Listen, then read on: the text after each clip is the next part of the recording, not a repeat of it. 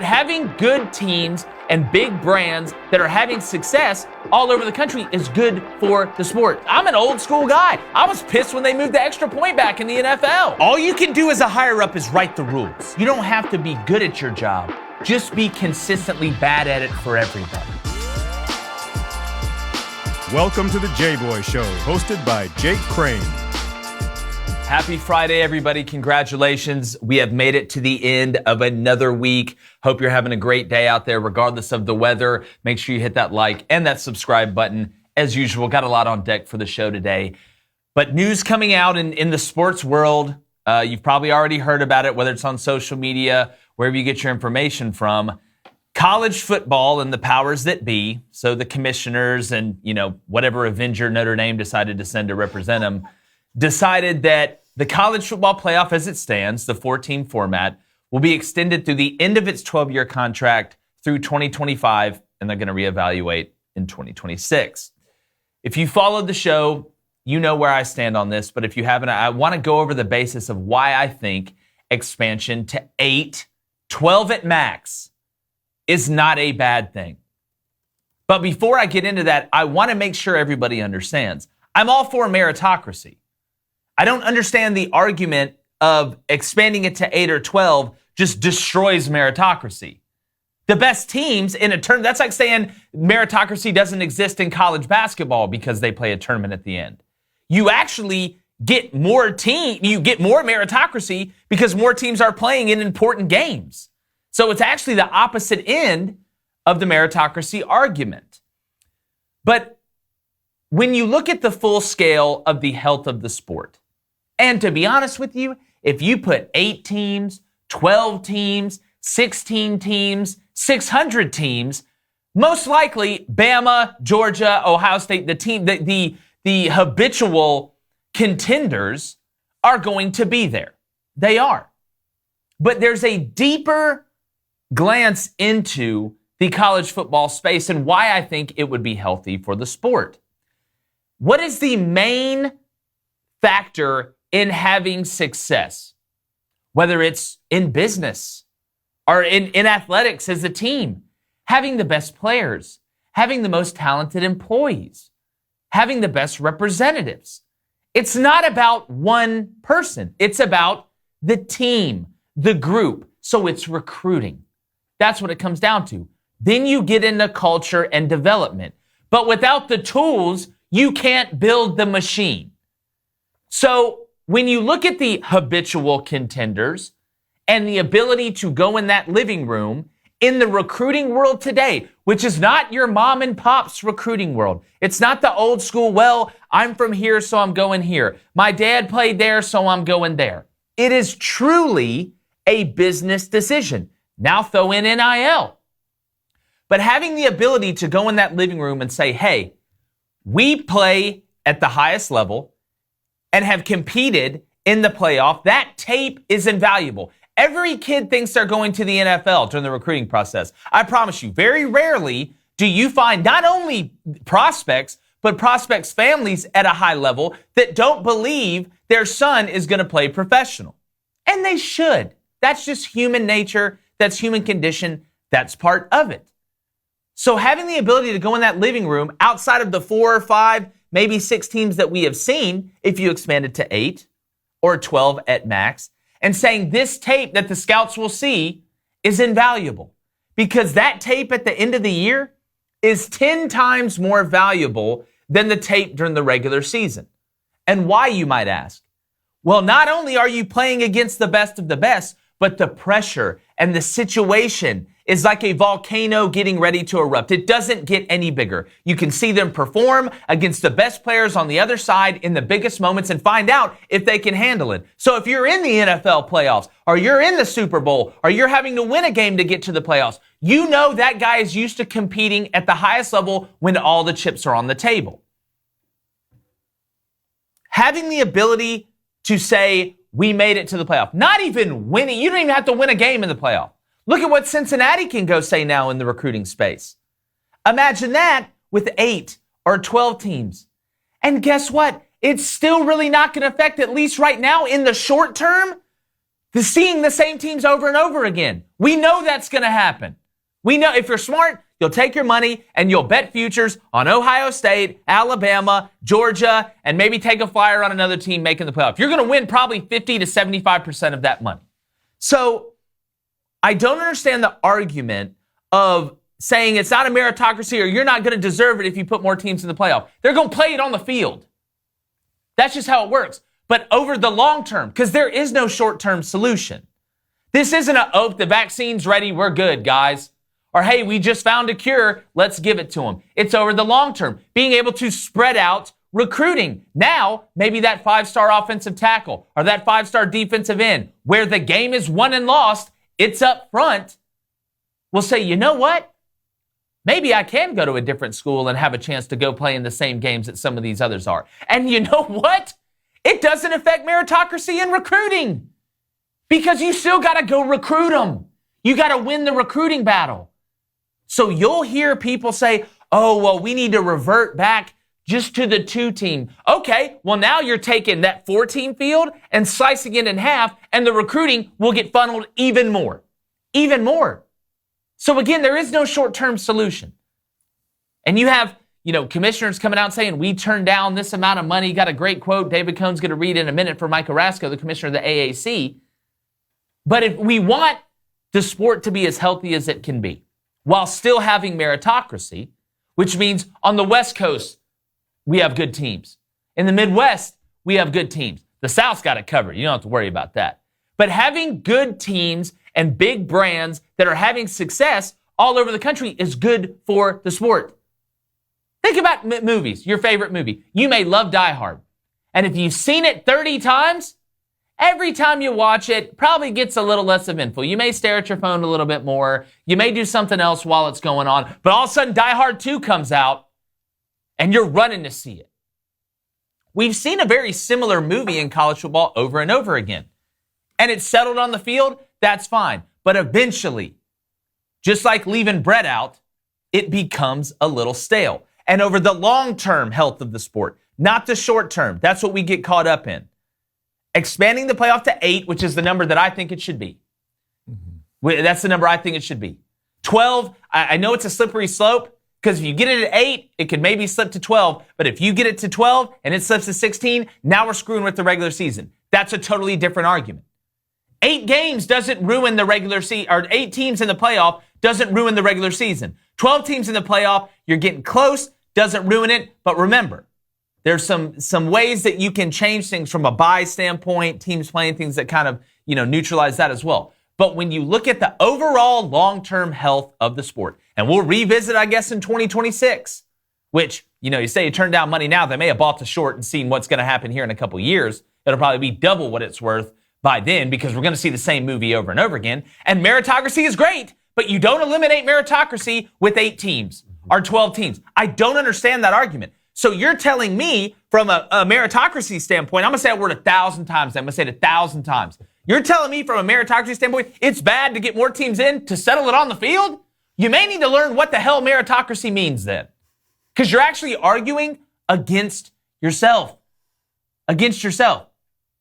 And if you're an Alabama fan, a Georgia fan, these teams that keep getting back in, I understand you not wanting to expand it. 100%. Because you're able to monopolize recruiting a little bit more. And you'll still have a ton of success if it expands. But if you care about the sport, from coast to coast, from the Canadian border to the southern border, we want all of college football to be good. Sometimes some teams won't. But it comes down to recruiting and being able to offer a chance to play at the biggest stage, which you already can, but play in the biggest games and have a chance to win a national championship. Maybe we'll even out recruiting a little bit more, which that leads to a little more parity. Because in my opinion, parity provides clarity. And Cohen, I mean, that's what I got. I mean, I was shocked they turned down the money. I know you got a quote. I'll get to that in a minute. It's very apropos that the delay in college football playoffs should come as we're here on the precipice of the greatest postseason tournament there is. It's March Madness bracket challenge, right? And we don't want 64 teams. I think it should cap at 8. And that was my biggest thing. I was against college football playoff expansion for a few reasons, like we've said before. One, I didn't think that first of all, 4 teams solved the problem we had. The problem was there were times when more than 2 teams could win the college football championship. Yeah. Okay, I always talk about the undefeated 2004 Auburn team, right? It was mind-boggling that they weren't allowed to compete for a national championship. But I've never seen a scenario, and this past year proves it even more, where more than 3 teams could win the college football championship. So having a 4-team playoff gets like 1 extra in there. That 4th team has never been able to really compete for the national championship in football. So it did solve the most important problem we had. The argument you've been making is that a new problem has been created, right? The monopolization now of the recruiting based off the few teams that are able to get in consistently. Mm-hmm. And with more and more of these kids opting out in the postseason, it was never a thing when I was growing up. You wanted to play in a bowl game. Yeah. You wanted to go to a bowl game. Was. With more and more of that happening. I thought opt-out was what Paul Johnson was doing at Georgia Tech when they'd actually Exactly. I am in favor of some sort of expansion if it can be done right, okay, and it can keep these kids from opting out, and it can incorporate the bowl games, okay, which I think the 4-team playoff has done well. You still have a Rose Bowl, you still have a Cotton Bowl and all that. If it can be done correctly, can it be done? Can it be done the right way? Okay, and 2, is this just a temporary delay? They're not going to start an expansion early, but we'll certainly see it after 2025? Or do you think they can come to terms and get something? I mean, I think it's going to be until 2026. I think you had the commissioners vote on it. Mm-hmm. Like I said, the representative from Notre Dame came in there and voted on it too. So they've made their decision. And in the comments, I would love for somebody to explain it to me how you can make an argument for meritocracy. So if you're saying that expanding to 8 is bad because you're adding more teams, you must not be a college basketball fan. You must not like March Madness. Mm-hmm. Now, it's a different level. There's a lot more teams. I don't want that amount of teams. It's a different sport. It's a different kind of venue to do it. You can play more games, and there's less of a toll on your body from a physicality standpoint. But my argument is, how can you sit here and say you're for meritocracy, okay, and say, but we don't want to add more teams because it gets settled on the field. This isn't you pick a name out of a hat. You still earn it. You can still be a 1 seed, a 2 seed, but you still have to win it on the field. Mm-hmm. That's the part that I don't understand. That's really, and people say, oh, well, there's really only 1 to 2 teams that can win the national championship, or 2 to 3 teams max that can win the national championship every year. Okay, I can understand that line of thinking. I don't think that's illogical. But if you're looking at the full term health of the sport, why would you not say, okay, well, if we let more teams in, it's still going to get settled on the field, but now maybe you'll get some other kids to go other places instead of saying, you know what, I have to go to these handful of schools because if I don't go to these handful of schools, I'm not going to win a national championship. It's not a socialist, it's not a just give everybody everything they want, a participation trophy. That's not it. That's not it. It gets confused and muddied in the waters because it's the old, get off my lawn argument, the glory days, the old school days, which I'm an old school guy. I was pissed when they moved the extra point back in the NFL. Like, I'm an old school guy. The only old school rule that I'll argue against, and they're going to change it, thank God, is the DH in baseball because you're doing one thing different in one division and another in another one. It's like having a different overtime for people in the Big 12 as opposed to the SEC. That's not how it should work. But I still, like I always say, hold my hand and walk me through Target like you don't want me to get lost like a small child and explain to me how on one side you can say, oh, it's meritocracy. That's what we want because if you add 8 teams, it's not meritocracy. Anybody can just get in. No, 8 teams can get in. And guess what? They play it on the field. So you're actually arguing against yourself and you don't realize it. I'm not a encyclopedia thesaurus guy, but I think that's a contradiction. Yeah, you'd be right. You would be right. And they need to change the NFL overtime rules if we're dabbling on that. How much time you got? I mean, not enough. But the thing that I don't understand, right? Now, I know this is breaking news that just came out.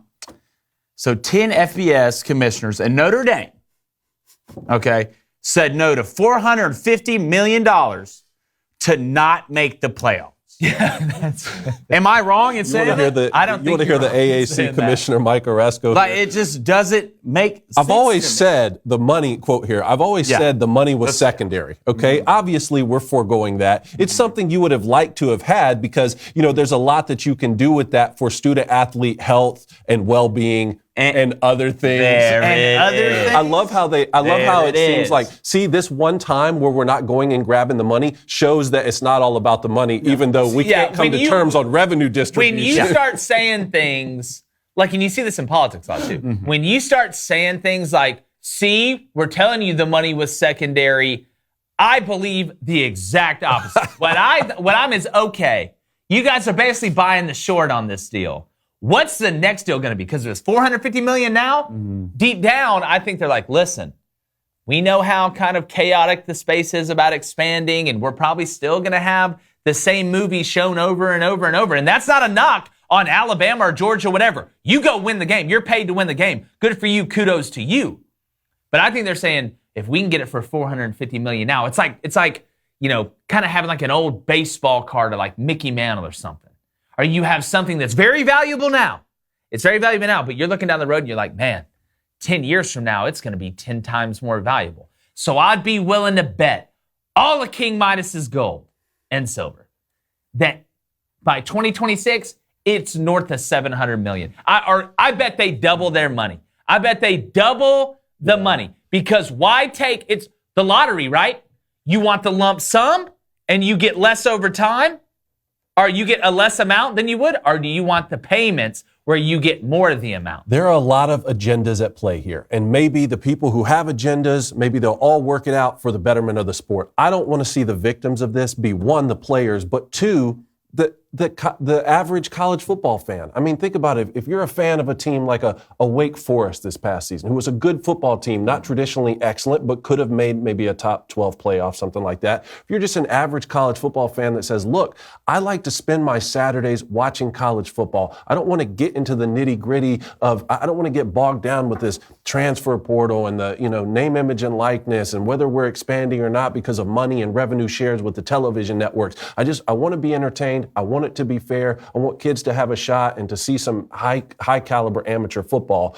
For them, I just want them to see, I think an expanded playoff could let some of these other teams who aren't traditionally going to make a top four. I do, but I want to make sure, I want to make sure that, and I look at it from a different way. I'm not looking at it like everybody else is the victim.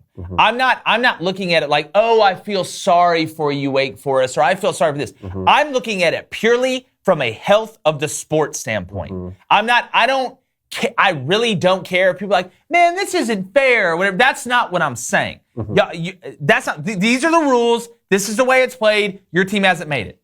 I'm not saying it. I'm looking at the health of the sport over the long term. So really, in some sense or prism, it is for the fans. The fans generate all this. Without the fans, you don't sell the hot dogs and the jerseys, and they don't buy tickets and stuff like that. And the money and the exposure, all this, TV money and everything like that doesn't happen. I'm not playing it like everybody's a victim. This isn't a victim card. To me, I'm worried about one body, and that is college football. That is the overall health of college football. And the more you turn the same movie on, it's like on Knocked Up. You remember when Paul Rudd comes in there and they keep playing, I forgot who it is, but they keep playing the same guy that's the same music over and over again. He's like, he just comes in one day, he's like, I swear, if I have to listen to this song anymore, I'm going to freak out. Something bad's going to happen. So over the long term, it's just not good for college football that we all love the most. Now, does that mean it's going to help Wake Forest? Yeah, that's up to y'all. They expand it. It's on y'all. It's on y'all. But it does provide more opportunities to make the sport better, in my opinion. And it's not soft. That I don't want this to come as, oh, like I said, I feel sorry for you and you're a victim. I don't believe in that. But, and I don't think that's what you're saying. No. But for the overall heartbeat and health of the sport, it's still a competition. As much as a competition than it's ever been. You've actually made recruiting more competitive. You've made it harder in general for the teams at the top, yes, but everybody. Because now those schools, the minute you would think it, and I know Nick Saban's not going to be coach forever, but the minute at Alabama slips in recruiting, or a Georgia slips in recruiting, they're going to come back 10 times harder. And you know what that does? That makes the other people have to come back 10 times harder. Now it's even better. So it's actually iron sharpens iron, in my opinion.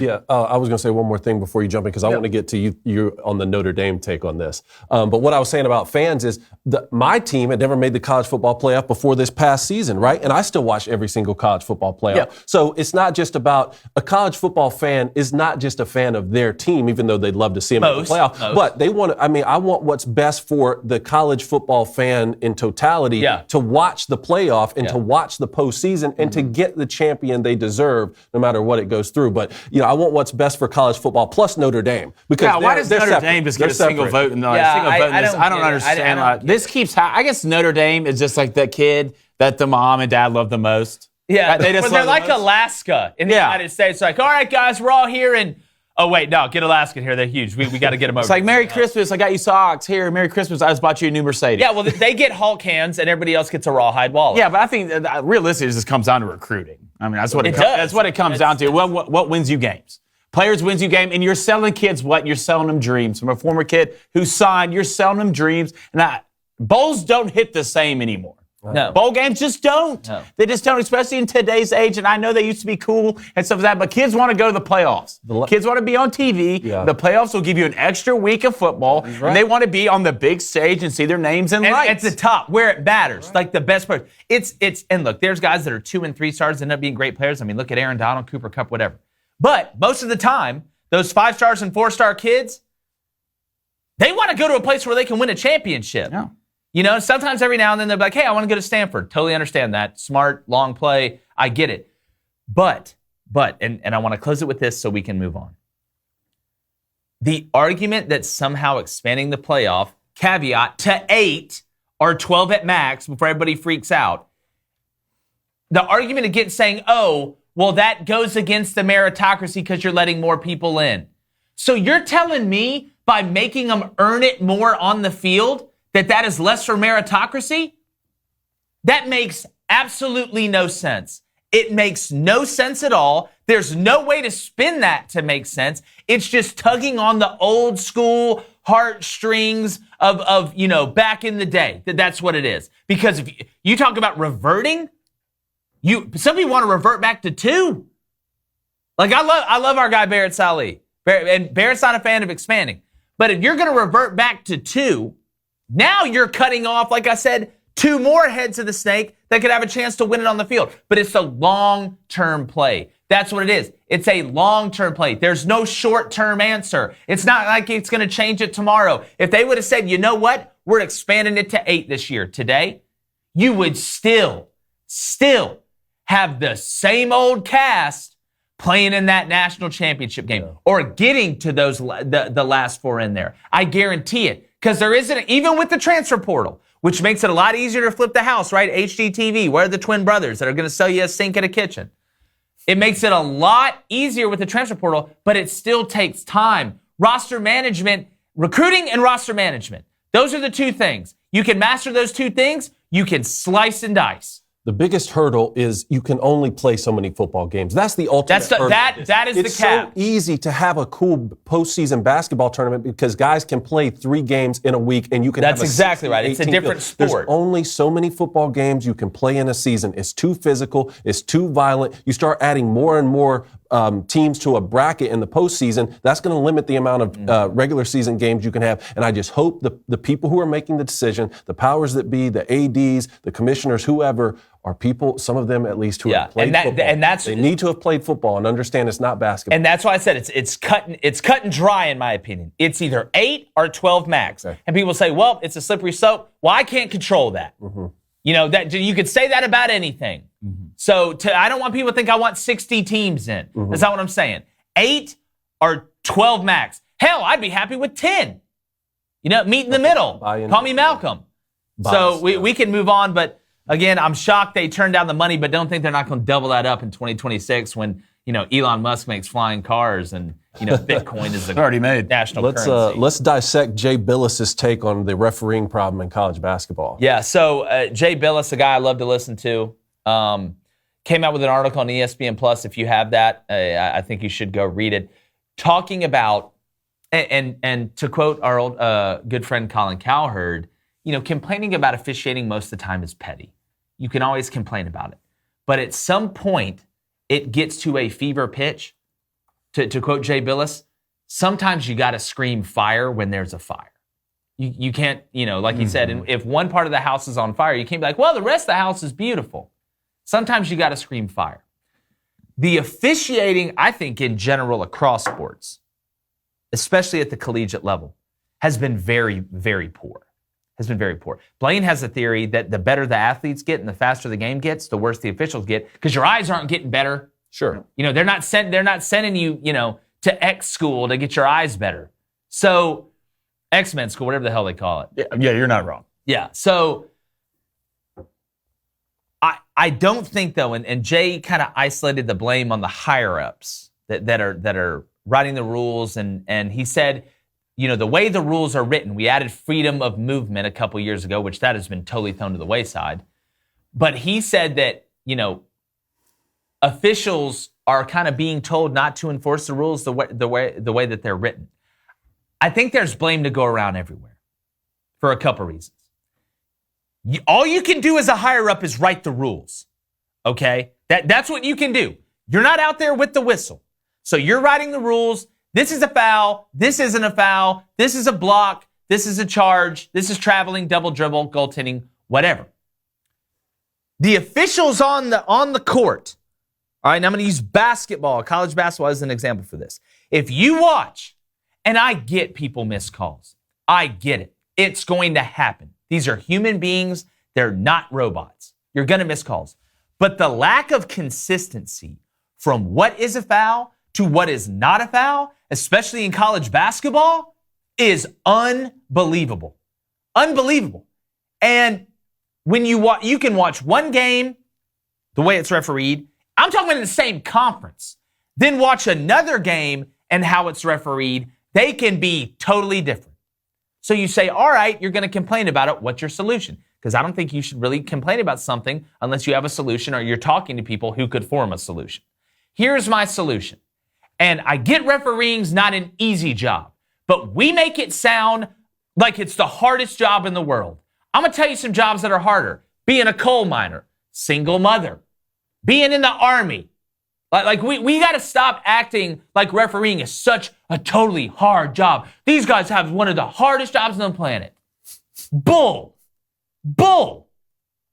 That's bull. And to our fans that are referees out there in the audience, I love you guys, but just like my job here, or anybody's job out there, I don't care if you're a plumber, an architect, a sports show host, when you don't do a good job at your job, you get fired.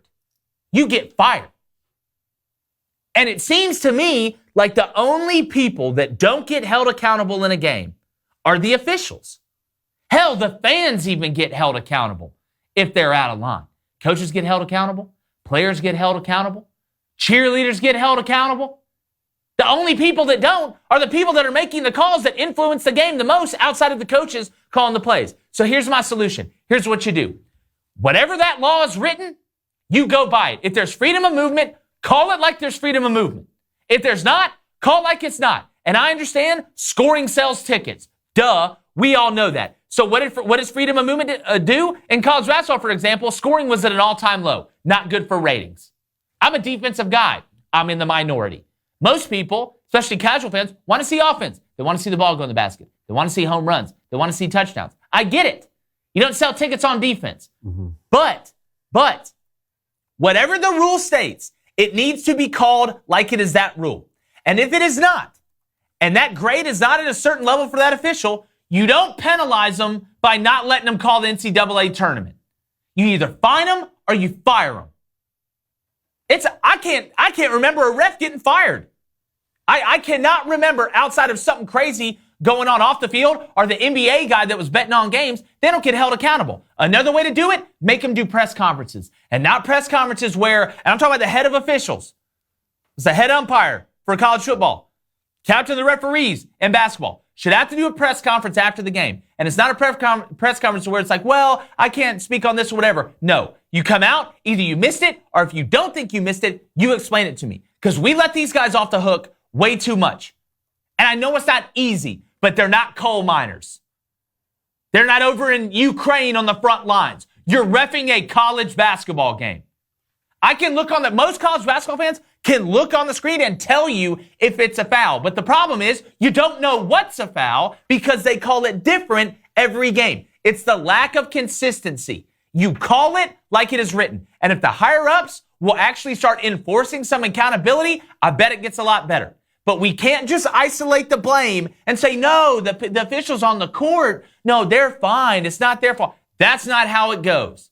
If they're, number one, if they're writing rules and telling you to call it different, that's the dumbest crap I've ever heard in my life. And I really doubt that's happening. But how hard is it to play in that? When you go from one game to another, I don't know what's a foul. Is this a foul? Is this a foul? If I hand check, is this a foul? Does he have freedom of movement?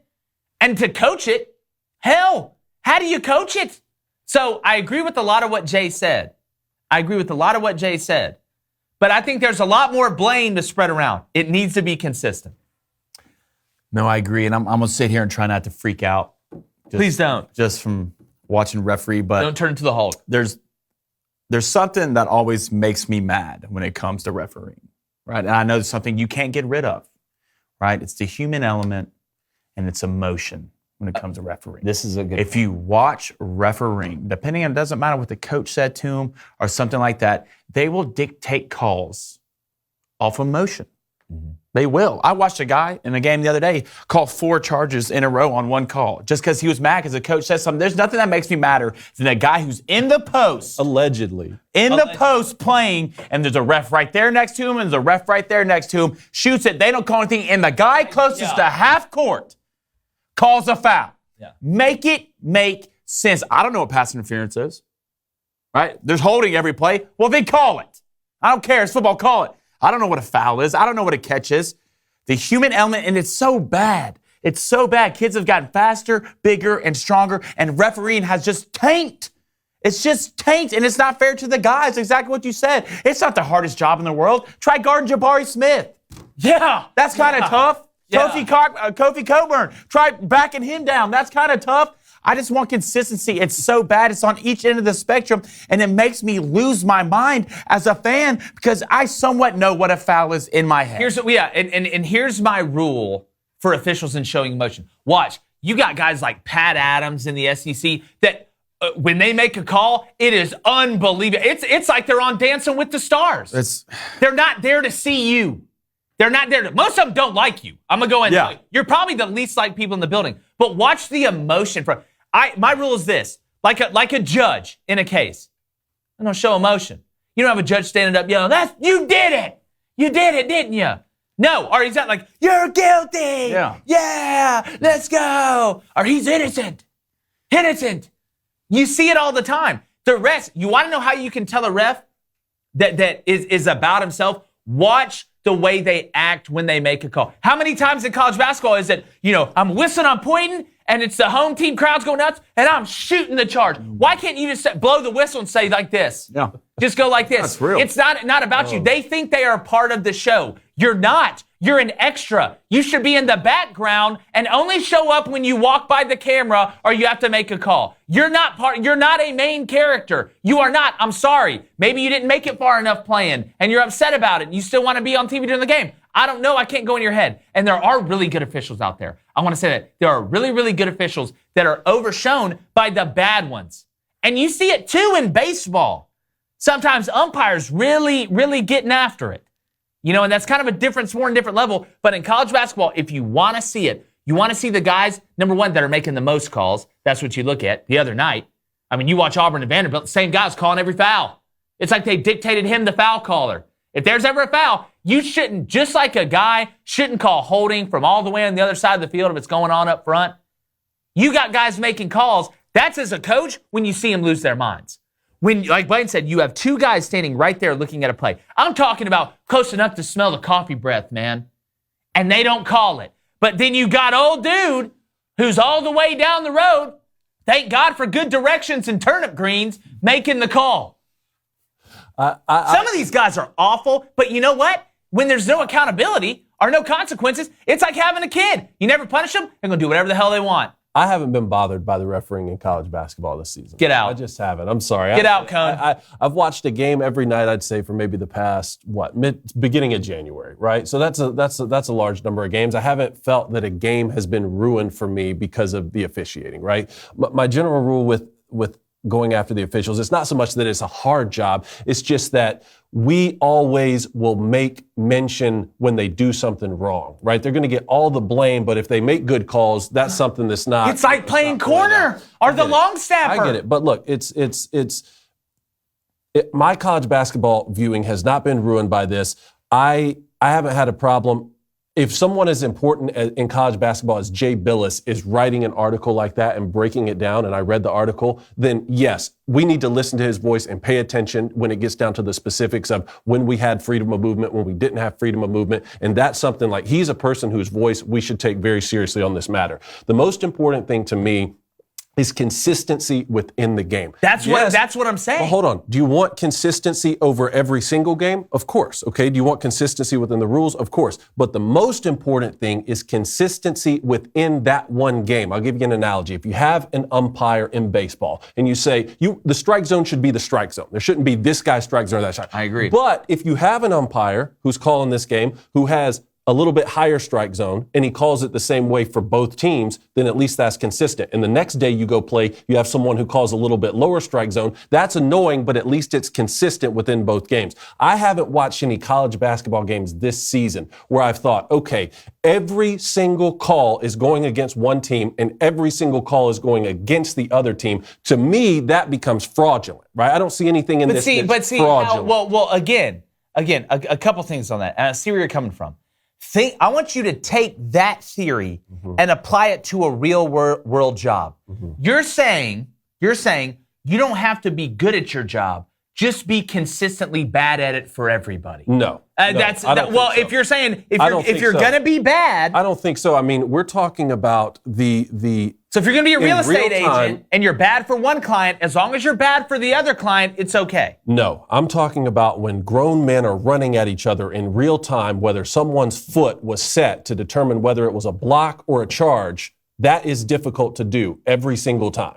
It is, and I'm not saying be perfect, Cone. I'm not saying be perfect. That's not what I'm saying. But here's how you want to know how you bury that. How you bury it. You have a legitimate set of rules that are followed. Are you going to miss calls sometimes? Yes, you are. And if you miss a call, this happens all the time in college football, college basketball. You see it in all sports. How many makeup calls a game are there? Or how many times do they look up there and say, wait a minute, this team has 7 fouls. This team only has 2 fouls. We're going to start calling cheapies. There's no consistency. Sometimes in games, one team fouls more than the other. Sometimes in games, one team fouls a whole hell of a lot more than the other. My thing is, and again, I don't want people to think I'm saying you have to be perfect. Nobody is perfect. Everybody makes mistakes. But if there's no consistency, having to coach it, how do you coach it? Do I coach you to play 2 different ways? I can't coach you to play good defense and play bad defense. I can't coach you how to do things at a multiple. Guys, this night we may have this guy and he's going to call it this way, or we may have this guy and he's going to call it this way. You end that second argument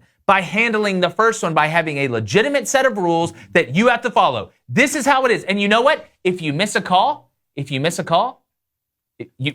get graded. Just like we all get graded. That I agree with, but you don't go to a press conference. That goes against the theory you said of not being a star player. That's the reason that officials aren't highlighted, and they don't. No, I said that's another option outside of finding them. But here's my question, I'm always cautious about taking people's money away. But you have to be in the real world. You go to a press conference, and Kona, I'll let you get to it, but I want to make sure I get this point. What I'm saying is, if you did go do a press conference with the person that's there, at least that official can come out and say, you know what, I did get it wrong. I would have a ton more respect for it in general if you would do that, because I don't want to go grabbing money out of people's pockets unless you're egregiously bad.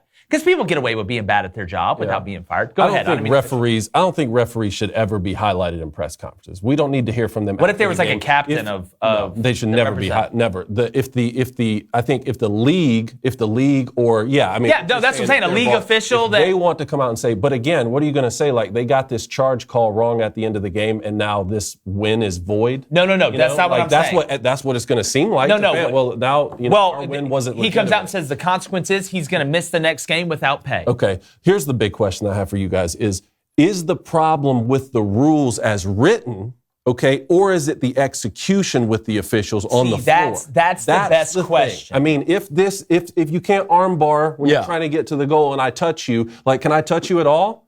Can I not touch you? Yeah. Is it how hard I touch you? Like, what is the rule, and then what's the execution of the rule by the official? Yeah, so obviously there are written rules. We know that there's rule books and stuff like that. Where I think they slipped is they didn't enforce when you're not enforcing the rule right. I think they've given officials too much ability not to go by the book. But you can't sit here and just blame the official on the court. If they're not holding them accountable, it's on them too. And ultimately, it is on them, just like being the CEO or the boss of a company. So, and again, look, there's logical. I've got buddies that are referees. Yeah. I'm not trying to go on a crusade to get every referee fired. What I'm saying is it's hurting the game, right? Just like we talked about college football and spending the playoff is good for the game. I feel like it's hurting the game because there's no consistency. Therefore, you can't coach it consistently. You can't play it consistently. If there's freedom of movement,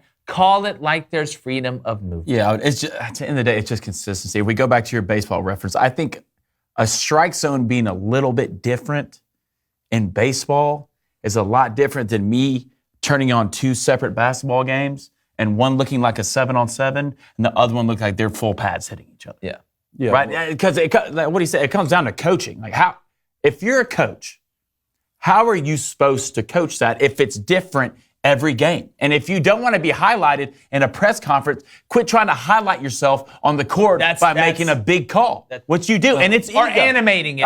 It's ego. That's what it is. It's ego. If it's me, take the human element out of it. And I understand it's tough to do if the rules aren't set in place and are very precise to the point. But they are written down precisely. But I just want it written somewhere. It's not like written somewhere. Just a little bit more consistency, because as a fan, you can get to the point where you know what you're watching and you know what somewhat of a foul is. One more thought here on the offense angle.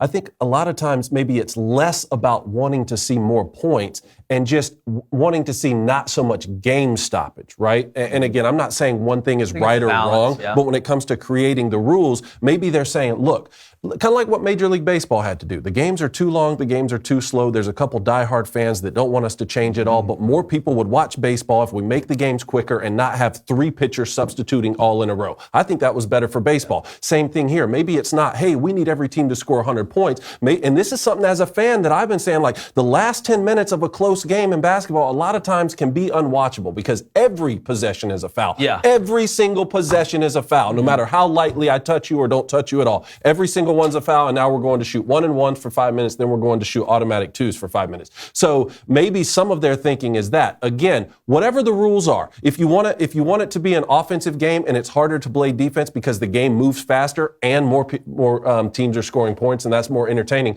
fine, but be consistent within that game. And what you want least is to have one team feel like they were cheated. That's the biggest thing, right? Yeah, I agree. And so we'll continue to follow it. I'm just very interested. When you, like you said, before we move on, when a guy like Jay Billis is coming out saying that something has to give. People listen. He's not just complaining. He said, here's why it's wrong. Here's what I've noticed the last 10 years of the game. I mean, he knows what he's talking about. For sure. Jay knows. Yeah, let's get on some college hoops. Okay, college basketball. Where do you want to start? We got Alabama, Kentucky this weekend. Yep. We've got Tennessee at Arkansas, Texas Tech at Texas. We got a lot of good ones. Yeah, we do. I want to start. Let's start with Kentucky. Okay. Ty Washington, not going to play. You don't think he's going to play? Again, I don't want to officially come out here and be like, I'm reporting that Ty, but the odds of him playing aren't very good, which hurts Kentucky. Now, at Rupp, it's a different element. The thing that is scary about Alabama, Bediako's slowly starting to figure it out a little bit. Jboy is going to dominate the paint. They went to Tuscaloosa, okay, and ran Bama. and ran Bama without Ty, I believe, unless I'm forgetting. But I don't see Jboy. I don't see Bediako having success against Jboy and Rupp. Okay. So whenever you're playing on the road, you automatically got to give Kentucky about 7 to 10 points. Okay. You got to give them a 7 to 10 point advantage. So what does that mean? Bama is going to have to shoot extremely well from three. I don't think they're going to be able to drive in the gaps on Kentucky the whole game with the length that Kentucky has. This game will come down because they're both transition teams. I think it's going to be a fast-paced game. But if Bama's not shooting, if the guys like, Darius Miles aren't hitting, or Noah Gurley aren't hitting from the outside, Shackelford probably going to get his. Quinterly is a guy as the point guard that can drive it a little bit more, can kick out, kind of create backside lob and stuff like that. But if Alabama does not, I'll give you a number. If Bama shoots 38% or less from three, they will lose. Okay. They will lose this. 38% or less from three. 38% or less than three. Because look, shooting 40% from three is pretty damn good. Yeah, for sure. When Ty did play in that game. He did play in that game. 15 points in that game. I look at this game, especially without Ty. I almost start leaning Alabama. Win? I really do. What do you think the spread would be?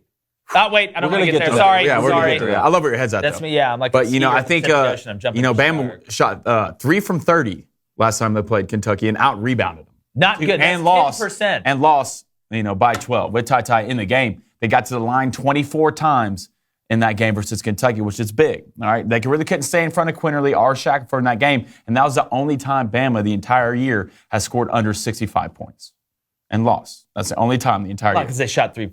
From 3 for 30. And Kentucky does a great job perimeter defending, one of the best teams in the SEC perimeter defending, and Oscar's going to get his, right? He is, but without Ty, all right, and I believe Kentucky's 5-1 when teams have shot 40% and above from three, which is extremely good. Without Ty, that go get you a bucket type of guy. Mm-hmm. All right, and if Quinterly's on and he can set the pace, if Kentucky hits a lull and Bama, if Bama out-rebounded him to shot 3 from 30 and only lost by 10 or 12. But we got to think, though, too, Blaine, they shot 33s. Okay, and we know that's a lot. Yeah. But you get a lot. I said this the other day. You get a lot more long rebounds off the three. Sometimes I think that stat can be misleading a little bit. Not saying that all the time, but you get a lot of long. You miss 27 threes. That's a lot of long rebounds. At home. But that's a lot of long rebounds. And Kentucky's a different team at Rupp. It is. I do think the three-point percentage is the biggest thing. And I know Quinterly and them are unbelievably fast. Shackelford is really good. They're not going to get the calls in Rupp. I'm going to go ahead and tell you. They got a lot of. They went to the line 24 times. Mm-hmm. I want to see how many times Kentucky went to the line. So this game, you got to give Jboy and Kentucky the edge down low. Even when Ware comes in, he's not a bad player. But Davion Mintz, we talked about this the other day. Can Mintz put it on the pillow? Is he going to be a guy that shows up and hits big threes? Keon Brooks, we know, he can turn the spigot on and off. Is he going to be a guy that's able to turn on? So I think this game's going to be fast-paced. No way Bama shoots 3 at 30 again. Yeah, there's no. Or 3 at 20. And Kentucky got to the line 19 times last night. 19 times. So you had. You could tell they were running. Yeah, they were running. This is going to be a fast-paced game, but I really do think this game is going to come down to whether Alabama shoots a 3 good or not. Absolutely. Tennessee goes to Arkansas. I love this match. Yes. Because Tennessee, they're hotter than a jalapeno in Cancun right now during the summer. So Arkansas, to me, is a very interesting team because they don't shoot the 3 well, but they're really scrappy. They're like a Big 12 team. They're like a good Big 12 team. If you look at the way Arkansas plays, they're really like a good Big 12 team. They're physical as hell. They play hard on defense. Jalen Williams has drawn more charges than Amex. So when I look at this game and I look at the way Tennessee's playing, Ziegler has improved so much during the year. He was always a good defender. You're starting to see him create offensively. We know Kennedy Chandler's got a little Jared Harper in him if you watch him play. Fulkerson was big last game. I don't think you're going to get that from Fulkerson all the time. And then they have Vakaitis, which, yes, you're going to... corn dog Jackie. Yeah, corn dog Jackie for everybody. And then Vescovi, the guy who Bruce Willis fights on every Die Hard movie. That's 2 Die Hard references during the show. You can write that down. Arkansas at home is a different animal. Yes. Mm-hmm. They're a different animal.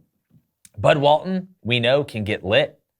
Tennessee is playing really, really good basketball right now. Yeah. And after losing their co-leading rebounder, you thought it'd kind of fall off the cliff. But they're having to gang rebound now. What worries me about this game for Tennessee JD Note always balls in this league. Okay, Amude is shooting, I think, 43% from three over a course of a pretty long time. But if Tennessee is going to send everybody to the glass on offense, Arkansas is going to run. And Tennessee can play in transition. They can play in the half-court set. But I think Arkansas, from a seeding standpoint, this would be big. Tennessee continues to move up. I think they're at a 4 seed in Joe Lunardi's latest bracketology. This is one I like Arkansas in. I'm very interested to see the dynamic down low, how much success Jalen Williams has in the post. But if Arkansas is hitting threes well in that environment with the way they play defense, it could be a long night for Tennessee, who's coming off an emotional win against Kentucky. Very emotional. Now you go to Bud Walton and Arkansas. I like Arkansas in this game. This would be a good win for both teams. It's a great chance for both of these programs to make a statement and say Auburn and Kentucky may be the top dogs in the SEC, but we're right there chasing them down. So let's see. I mean, JD Note, he could put up 30 any night, right? Yeah, so, for sure. I mean, let's see. Well, if you're Kentucky or Auburn, if you're Kentucky and Auburn, you're rooting for Arkansas in this game. Yeah. Tennessee's at 3 losses. I believe they're the only team in the SEC at 3 losses. Tennessee's won their last 5. Arkansas has won their last 4 of 5, with that one loss being a 1-point loss at Alabama. Yeah. So if you're Auburn and Kentucky, Auburn is sitting at 1 loss in the SEC. Kentucky is sitting at 3. So there's 2 teams with 3 losses, right? Mm-hmm. Tennessee loses this gets them to 4. I believe Kentucky's still got to go to Bud Walton. So Kentucky kind of may be in between, because now, if Arkansas does win this, they stay at 4 losses. Kentucky loses to Arkansas. They're both at 4 losses. I don't think they've played before this. I don't know if they played twice. We'd have to look that up. But, if you're Auburn, you're rooting for Arkansas in this game, because that gets Tennessee to, what do we say, the Muggle number? The opposite of the magic number. Magic number is how many to win to clinch. The Muggle number is how many to lose to take yourself out of contention. This would get Tennessee to 4. This would get them to 4. Then you only have one more team at 3 losses, and that's Kentucky. So if you're an Auburn fan, as weird as it is, you are cheering for Bama and Arkansas this weekend. Because if they lose, if Kentucky loses at home to Bama, and Arkansas beats Tennessee, and Auburn beats Florida, you are now, I think, 2 games away from clinching, and one of those games is Ole Miss at home. And you don't know what's going to happen in the rest. Let's go Texas Tech at Texas, and then let's handicap some of the games tomorrow. Okay, I'm gonna be brief with this one. Chris Beard, now on the other end, after he went to his old stomping grounds before, after returning to his older stomping grounds where he went to college. Texas again, do they do anything great? Not really. They do play team basketball. They've had other guys step up. They've won a lot of close games. I just am a huge Mark Adams fan and what he's doing at Texas Tech. Banner, the way those guys can close. I think it's going to be a fist fight. I think it's going to be a close, low-scoring game, and that benefits Texas Tech. I do like Texas Tech. Okay. Closer. Than the experts think? Okay. Well, look, we wanted to take some picks for tomorrow. Big games, right? The lines obviously aren't out yet for that. So why don't we do our own handicaps? Let's do it. See what's what. Let's see how close we can get. I'm handicapped. Let's start with this Bama at Kentucky game. Tell me what you think the line will be. Okay. I'll say Kentucky minus 5.5. Okay. You? I'd give Kentucky minus 3.5. Wow. Okay. I had it at Ty Washington. Okay. I had it at 6.5. Okay. See, I was going to go 7.5, and then I took the tie points out, 2 points down, and put it at 5. So we got 6.5, 5.5, and 3.5. 5.5 sounds right, too, though. That's what it could be. It may be 6. We'll meet in the middle. But I don't know. At home, yeah, I don't know. Tennessee at Arkansas. What are you thinking there? I'm going to say Arkansas minus 2.5. Okay. I'm going to say Arkansas minus 1.5. Okay, I was thinking 1.5. I was thinking 1.5. Let's say Texas Tech at Texas. They say Texas minus 1. Really? I think they put Texas minus 1. Okay. What do you think? I would go Texas minus 2.5. Minus 2.5. Really? Yeah. Man, I don't know. You're going to go the other side here? Texas Tech minus 1.5. Okay. Texas Tech minus 1.5. On the road, I don't know. The lines always do favor the home team when it's like close. Depending. Well, I think you have 2 ranked teams here. Such an advantage. It's an emotional, rivalry, especially now with, Chris the Bearded one. I might take Texas Tech up to minus 1.5 or something like that. Okay. All right. Illinois, Michigan State. This is a hard one. Michigan State absolutely blew it like a balloon the other day against Penn State. We're up 13. I think they were up 14 with 13 to go, 13 and a half to go. And they've lost a couple games lately. Illinois coming off a loss at lethal Rutgers right now. Give me Illinois minus 1.5. Okay. Yep. That's what you think too? I think the line will be Michigan State minus 1.5. I don't think you're crazy. I think that's what it'll be, but I'm not a believer. I would take Illinois. I would take Illinois down some Kofi points. So that's why I think it'll be, but I do agree with you guys on that. All right, look, Rutgers is at Purdue on Sunday. Okay, and we won't have another show before then. So what do you guys think about this one? I want to go last on this one. Okay, I have it at minus 5.5 right now. And I actually went ahead and did an over and under. I have the over under at 140.5. Okay, I'll give an over and under. You said you had the 5.5, 140. I have Purdue, That's Purdue. Purdue minus 5.5 at home. Keep in mind, Rutgers has beaten 4 ranked teams in a row, and they beat Purdue previously in the season at home. I'll take Purdue minus 7.5. Okay. And I'll take the under. I'll take the over under. What was yours? 140.5. I'll take it at 151.5. Ooh, you think Purdue's going to score Man, points? 7.5. I like that number. I'll take Purdue minus 8. Okay. And I'll take the over under at 149.5. Okay. All right. So you guys are higher than me on that one. All You right. think Purdue's going to play defense?